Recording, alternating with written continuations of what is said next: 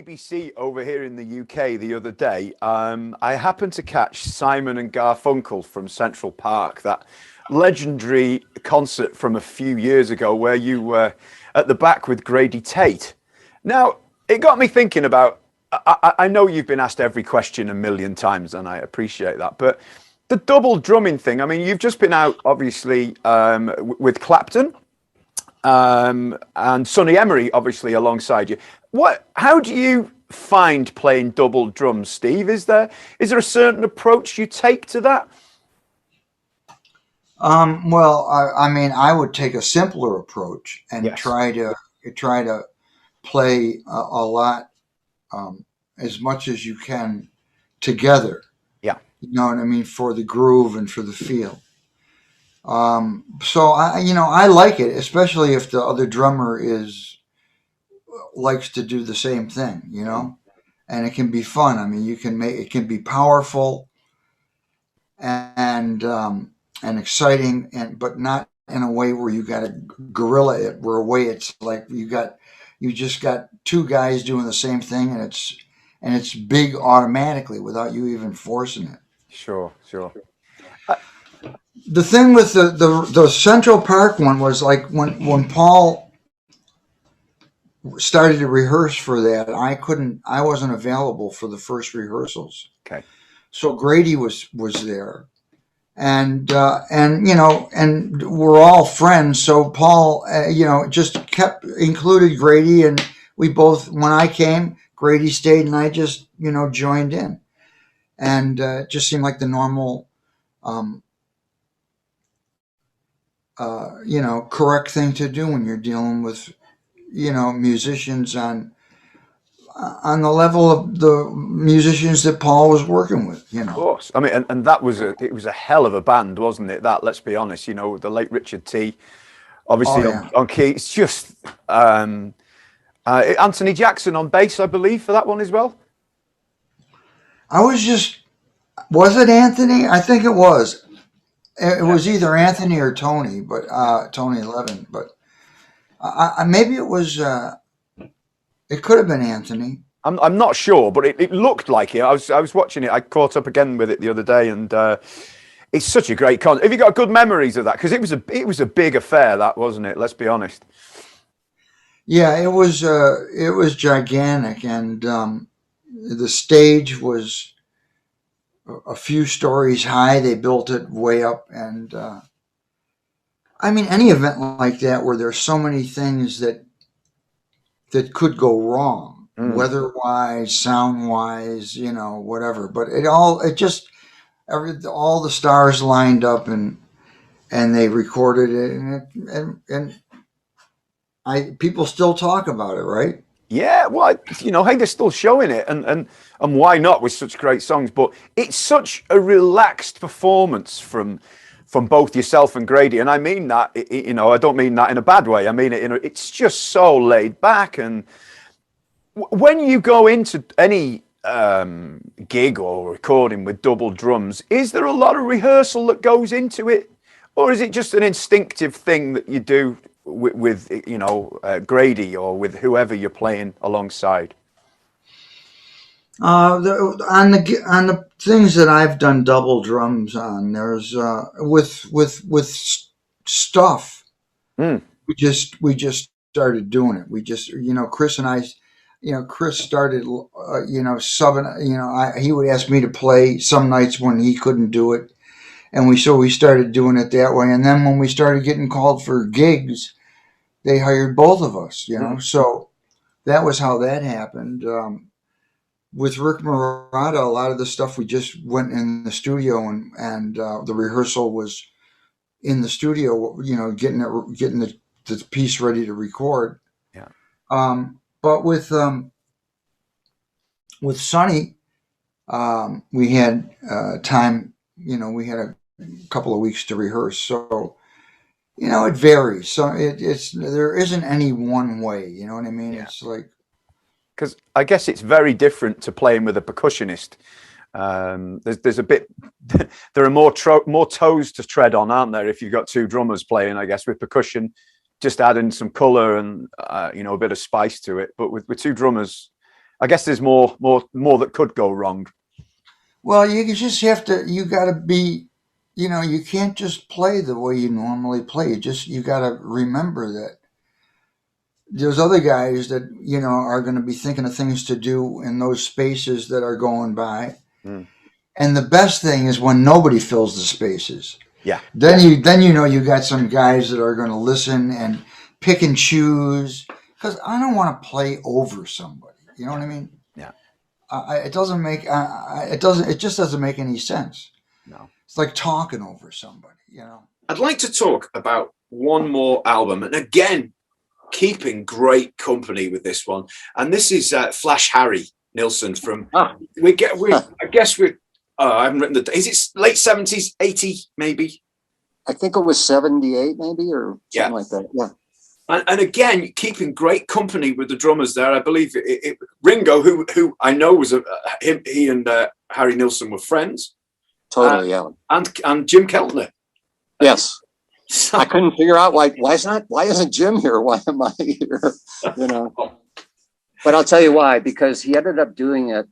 They were doing it at Cherokee Studios, and the Robs, D. Rob and Bruce Rob and Joe Rob, were all really, I had done some work for them when I first moved to LA, and they were the ones that got me the gig with Rod, because Rod was recording at the studio, and they called me one day and said, why don't you come in, Rod? Rod's here and they're looking for a drummer. Yeah. But as for the whole Harry thing, that was my 33rd birthday, I think, or something like that. And I was sitting at home, and D. Rob called me up and goes, "What are you doing?" I said, "I'm just sitting here." He goes, "How would you like to do a session with Ringo Starr, double drums?" And I'm going like, "What? Are you kidding?" So we went in and at first we had our drums facing each other in the studio, like maybe 15 feet apart. Yeah. And Ringo's, I did a lot of work there. So I went out and got a drum sound, maybe took 20 minutes. Yeah. Ringo went out and started hitting his drums, and all of the heads on that kit at that point were black and all caved in. Okay, so he starts hitting the drums, and one time's like sympathetically ringing the next, and we're all in the control room, and the engineer's going, I don't know if I can get these drums to. So nobody wanted to say anything, so we got the second engineer to hit the talk back, and he says to Ringo, he says, "Ringo, we're thinking maybe getting some new heads for those drums. What kind of heads do you like?" And Ringo said this. He goes, "These are the fucking drums I used on Sgt. Pepper. If they're good enough for Sgt. Pepper, they're good enough for this." And everybody just went, okay. And they made him sound good. Oh, beautiful. I'll never forget that. What's the approach for recording double drums? Would you do it at the same time, or because obviously it was a different time for recording then, wasn't it? Really? Rarely. Yeah. The process of recording, as you know, there's so many ways you can approach recording. I mean, these days, if I was doing those records now, I'd probably rehearse on a big soundstage and and spend time getting the two drum kits to be absolutely gigantic, and then sort of routine the band all playing, and then maybe just capturing the drum tracks and then overdubbing onto those. Back in the day, a lot of it was bit by bit. I mean, each track's probably different. If I was to sort of listen to a track and go, well, how was that done? There'd all be a slightly different approach, but we weren't always playing at the same time, as in the way of, doing studio work. But one of us would probably lay down a basic rhythm, and we'd check that was essentially right, and then we'd just set about overdubbing. I mean, the track Kings of the Wild Frontier, I think that's got we feel, because obviously you're working in 24 track tape back in the day. It's not like digital where you've got an endless number of tracks. So I think we overdubbed drum kits or parts of drum kits, about 13 tracks of drum kits, and that was all reduced down and then more stuff added. I mean, that sounds like quite complex. It wasn't. It's just what we did. These days, that's easy. You just add more tracks in your recording program. But but then you were sort of tethered to the amount of tracks you had. Going back to what you were saying, Chris, about you and Terry kind of working it out, because it's not just obviously to the untrained ear, it might just be two drummers just playing along with each other. Knowing you and knowing rhythm and how it works, those are very, very integral, important rhythms that have been worked out and unified, or call and answer stuff. Really, it's knowing you, mate. You guys went deep to create that sound. Do you know when you, as a drummer, when you work with a bass player that and you like and you feel connected with, you can do something on a drum kit that's got a certain nuance, and your bass player will go, he's going there, I'll play accordingly. So you understand that the grammars that get developed between a bass player and a drummer, it could be a certain look and a certain arm movement, and the bass player will know that it's it's gestural, but he'll play a certain way. With in a way, and if you watch any old footage of us playing, we're watching each other quite a lot of the time.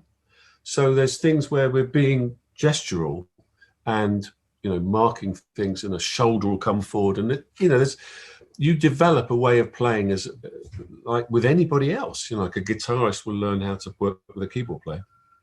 The two drummers kind of grow to work together. And in fact, if the band had lasted longer, if we'd have had another year, I think there would have been some more incredible developments between the two drums, because a lot of it was like, we just get this set up and we just do it, because it was a very quick process. It wasn't like we had hours and hours. Once the ball was rolling, we were flying off to do a gig here, or flying back to do Top of the Pops or whatever it was. It was a bit chaotic. So it wasn't like we had luxury time to work the next set of stages out. A lot of it was intuitive. Thinking back to the great first conversation you had with Matty there, and the brilliant thing of playing with two drummers, with you and with Ringo. Did that ever pop up? Not with Ringo again, but did you ever do any other double drum dates? I did. With Jeff Beccaro, we did double drums. How did we miss this out last time? We didn't. Yeah. Who was it? It was a Canadian artist, the Guess Who, the lead singer.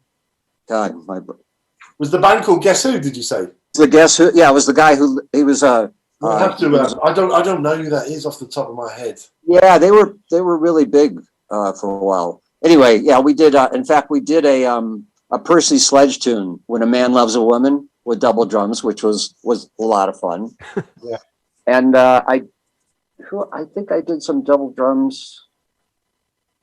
Maybe it was just with Jeff and with Ringo, and that's not so shabby either, huh? No, can I just say to you? Can you just hear what you just said? It's just with Jeff and Ringo. So you're sitting alongside one of the most influential drummers that's ever been forever. That's it, and that's your gig. That's amazing.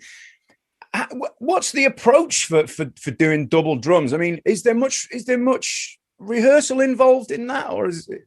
No, it's all knowing that from my end, it's all knowing that this is the guy right next to me that got me into wanting to play in a band, and still has me excited about playing in a band, especially his band, the Ringo Starr and the Allstar Band.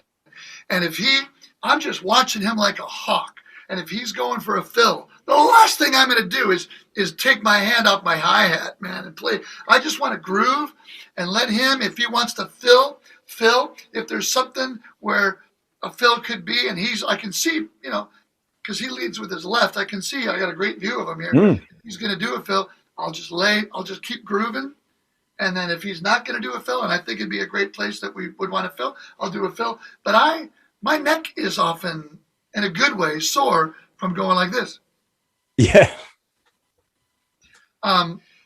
Whenever I play, a song with Ringo, number one, I'm watching his kick drum and his snare drum, and just making sure that, I'm with him, that we're not flamming. And I let him lead the way and just do his thing. And if he's going to go for a fill, I'll just, he's Ringo. People didn't come there to see me. They came there to see Ringo. So sure. I'm just happy to be there as the other drummer. Let's talk a second. Let's talk about Simon. Simon, from rock group Free when he was a teenager, Mm-hmm. right? But we did get a chance to play together one time in Boston. We played together a few times, and we double drummed at this charity event. And I tend to play kind of loud. And we're set up next to each other. We're playing, I don't remember what songs we were playing. And someone asked him, said, well, what's it like double drumming with Chad? And he's like, it's like trying to piss up the Niagara Falls.